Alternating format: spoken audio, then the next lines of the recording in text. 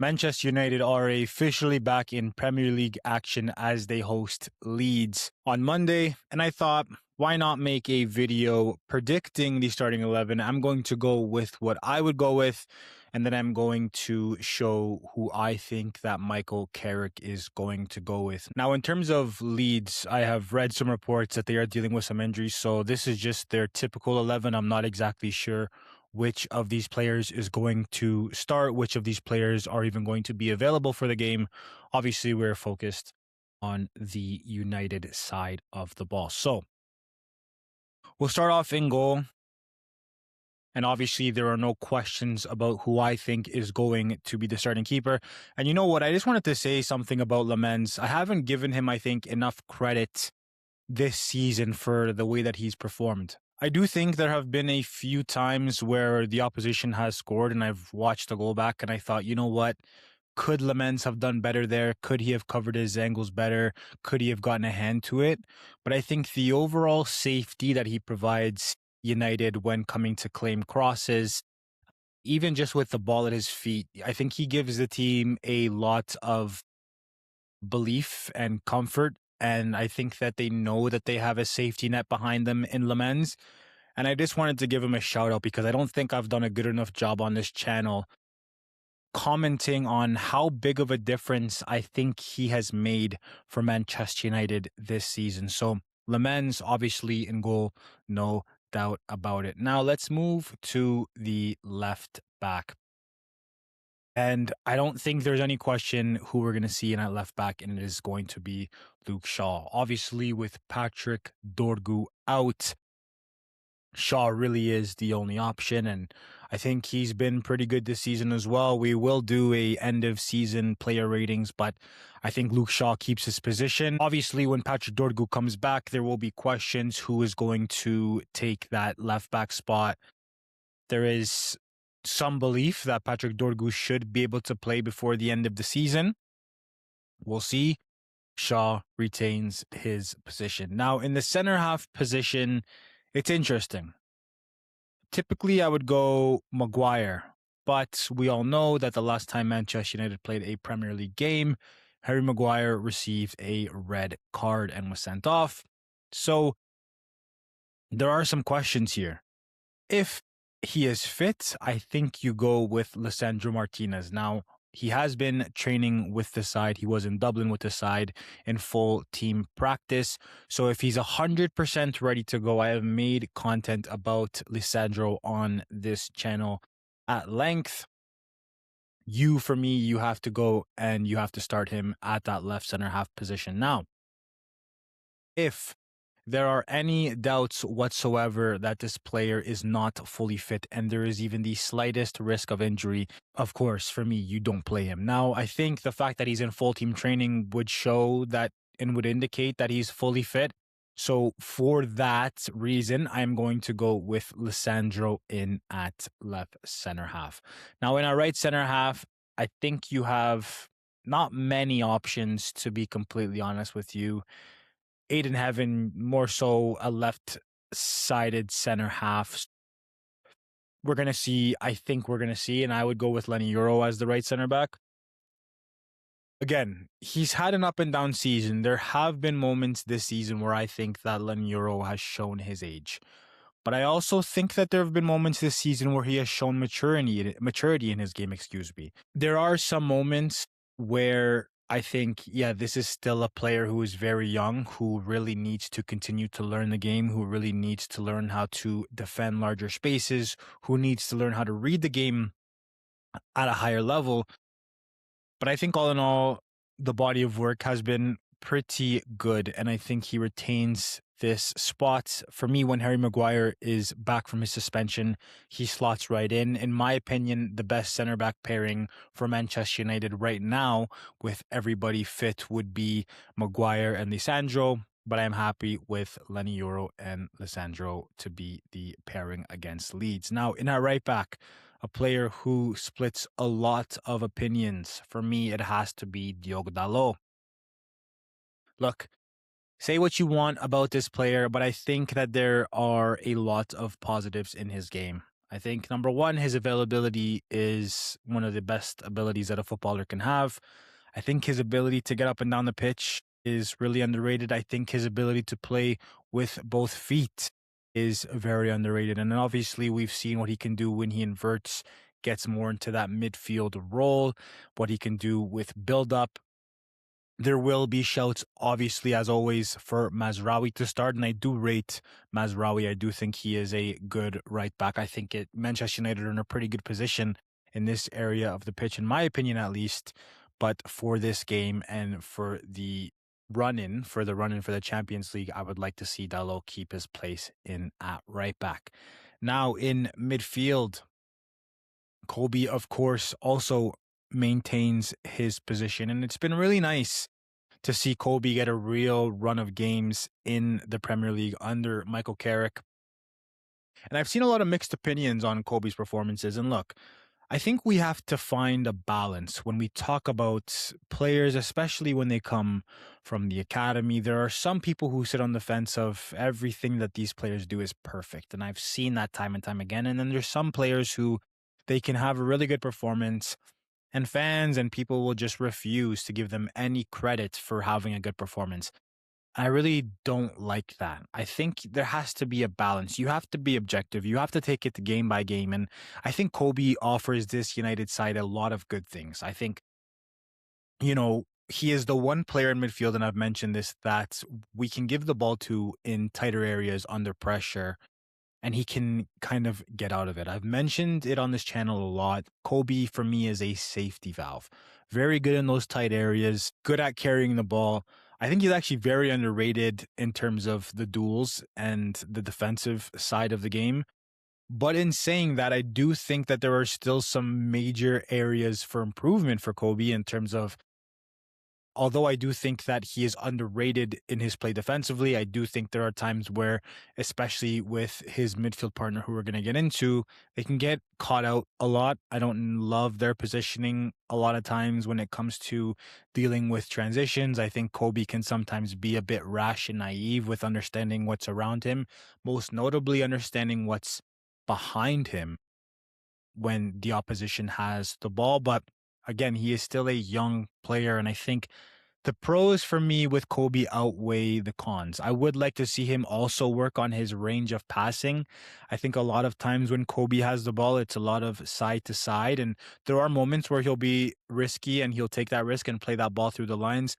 But I want to see more of a quarterback role from Kobe, if you will. I want to see him have the confidence and the ability to distribute the ball, into the front players without always having to connect in midfield. But of course, Kobe is a top talent and he retains his position. And in midfield beside him, we're going to see Casemiro, and I think you have to. And what a wonderful, I mean, I don't want to speak too soon because there is still a run into play here, but I mean, for all of his flaws at the fact that he's playing at this age in the Premier League, not that he's an old man, but, he's played a lot of football, Casemiro. He's gone to the highest mountains, won, Champions Leagues on top of Champions Leagues with Real Madrid. Casemiro has his flaws. I think there are still too many times where he gets caught on the ball, a little bit too slow making decisions. I don't always love his pass selection, but he's going to give you a performance. He's going to win tackles. He reads the game well, and he's a calming presence. We have seen the amount of times where Cass has come off in games this season, and whoever has taken his spot in midfield, and United don't look as cohesive defensively. They don't look as much as a unit as they do with Casemiro in the starting 11. And that's a huge credit to Cass. I think he's going to be missed, and I've mentioned it on this channel time and time again. Manchester United, they really need to do a good job of profiling the right profile of player to come in and play beside Kobe, because I think Casemiro covers and masks a lot of things that Kobe doesn't always do so well off the ball. So I think they're a partnership that works. And for me, United need to do a really good job of getting in the right profile for next season to replace Casemiro. But I just hope Casemiro can do this for United, and United can do this for Casemiro in these next 7 games and make it a special last 7 games for Cas at the club. In at the 10 position, there is obviously no doubt about it, Mr. Captain, Mr. Fantastic, Bruno Fernandes. In my personal and humble opinion, the player of the year this season, especially I think if we make the push for 3rd place, you could argue maybe Gabriel for Arsenal if they do go on and win the Premier League, excuse me. But Bruno for me has been incredible this season, and I've mentioned it on this channel time and time again. United need to make sure this guy retires here. He's always fit. He works his socks off for the team. This is not just a player who is extremely creative, a playmaker who you just get the ball to in the final third, but the amount of running and work he does off the ball, he sets the example. He sets the example every single week. And for me, it's nothing short of a disgrace if Manchester United let this guy go this summer. Give him a contract. He should retire as a Manchester United player. There have been reports. He came out and said he's really happy in Manchester. His kids, feel happy in Manchester. There's no reason that Bruno should be going anywhere. Obviously, he keeps his place in that 10 role because there is nobody better, in my opinion, in the Premier League. In at the left wing position or the left attacker position, we go again with Cunha. And I got to give a lot of credit to Cunha as well. Had the opinion a lot this year on this channel that Cunha sometimes plays too much on the inside. A lot of times he's playing way too close to Bruno, and it's very easy for the opposition because they don't have to worry about a wide threat on their right side, on Manchester's left side, and it's a bit too easy. Everything's in front of them. There's never really a worry that they're going to get done in behind.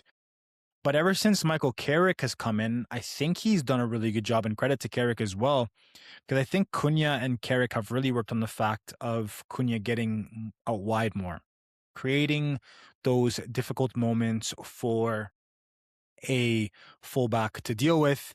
And then when you get Cunha in these positions like you get here, because he's so tricky and can go either way, you can also get Shaw on the overlap, or even sometimes when Cunha's on the inside, you'll get Shaw on the underlap, and Cunha can either take the ball down the line, dribble inside, or he can also play those slip balls into Shaw, and then United can get the runners into the 18-yard box. So massive credit to Cunha. I know it's not always easy to make that change when, you're so used to playing in more in those half spaces. We saw it a lot at Wolves in that 3-4-3.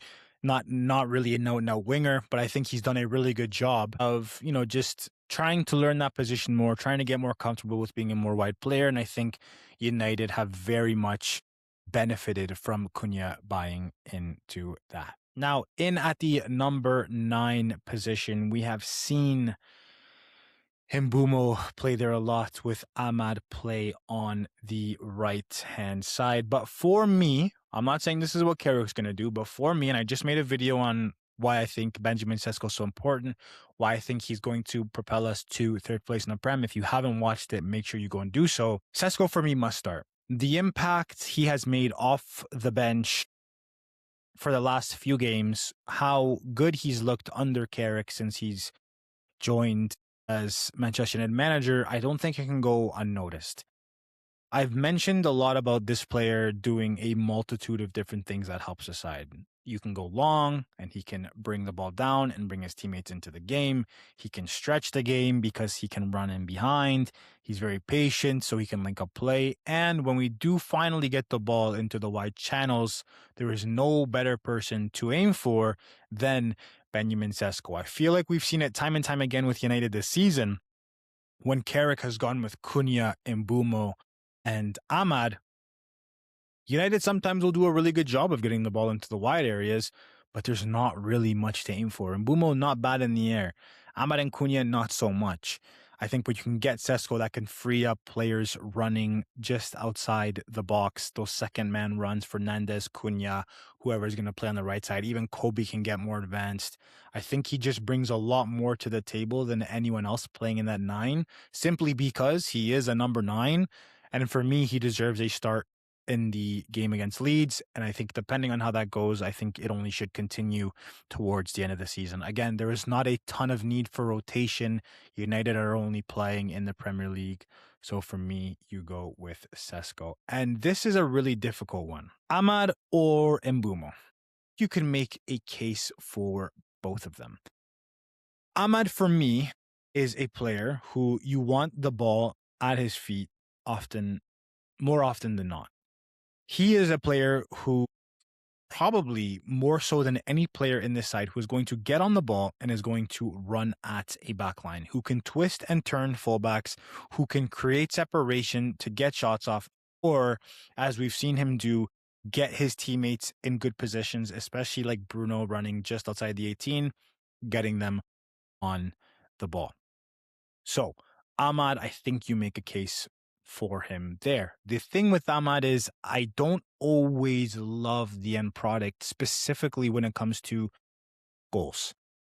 If you're a player in the front three of a team in the Premier League, you need to provide, in my opinion, some sort of GA. I know people don't like that.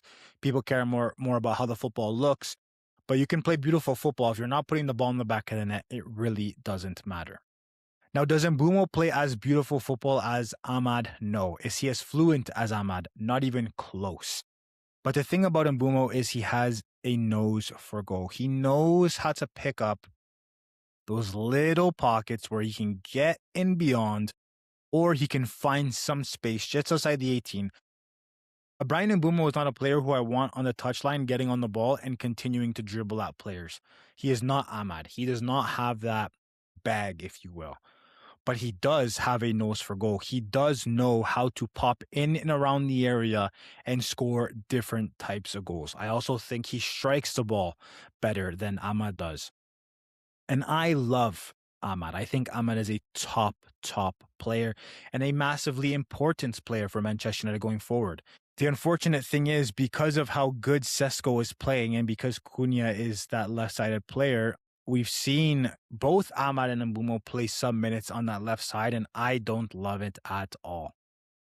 So for this game, I would go with Mbeumo as the right winger. I would go with the front three of Cunha, Sesko, and Mbeumo, the three big summer signings for Manchester United in the summer, because I want to see a big, strong, powerful number 9, a focal point in attack, be able to bring in Cunha, Bruno, and Mbeumo into the game instead of see Mbeumo in the 9 position, kind of chasing the ball, gets frustrated because he's not getting on the ball because he's not a number 9, not as good as holding the ball up. So if Leeds press high and United have to go long from the goal kick, Mbeumo doesn't have the ability to hold off a center half the way that a Benjamin Sesko does. And that's no discredit to Mbeumo.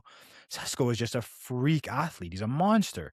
So for me, you go Sesko in the 9 and you go Mbeumo in the right wing position. And the good thing for Manchester United is, if it's not going well, you have the ability to bring on a Amad for an Mbeumo. You have the ability to bring on a Mason Mount for a Cunha if you don't love his game. Or if Sesko's not having the best time of it, if Leeds are winning a lot of the aerial duels and you want to go a little bit more on the ground and try and connect in tight spaces and going beyond the score, then you can bring on Amad, maybe take off Sesko, and then you can go with Mbeumo in the 9, Cunha here, and Amad here. But to start the game anyways, I would like to see a Benjamin Sesko, Mbeumo, Cunha front line with everyone else in behind. I think we are going to see a Cunha, Mbeumo, Amad front line, but this is just what I would like to see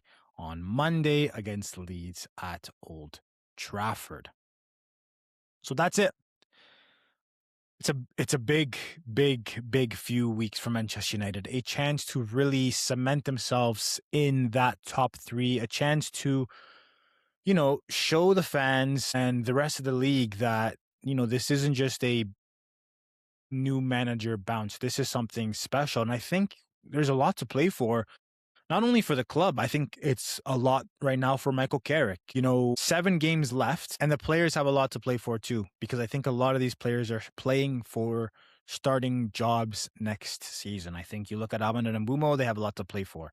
There is reports that Manchester United might bring in another winger in terms of a left winger. There's, Diomande, we've looked at Ndiaye, Cunha, that role for you isn't exactly guaranteed. The midfield, Kobe, Manchester United seem to like they're going to splurge this summer in the market for a midfielder. If Kobe doesn't continue to progress and be better, there's a possibility that two other midfielders come in and play in behind Bruno if Bruno does resign. So these players have a lot to play for. And I'm really excited. I think there is a lot of good things to come from Manchester United. I hope, anyways. But as always, I want to know your thoughts in the comments down below. Who do you think is Manchester United's best starting 11? And who do you think Michael Carrick is going to opt for against Leeds on Monday? That is it for this one, though. Remember to leave a like on the video if you liked it. Subscribe if you really liked it. Hit the bell notification so you never miss an upload. We will be dropping a match reaction and player ratings right after the game on Monday, and then we will be doing a tactical analysis on the game on Tuesday. Lots of football, very excited. So I appreciate everyone for watching, and we'll chat again very soon. Until next time, peace.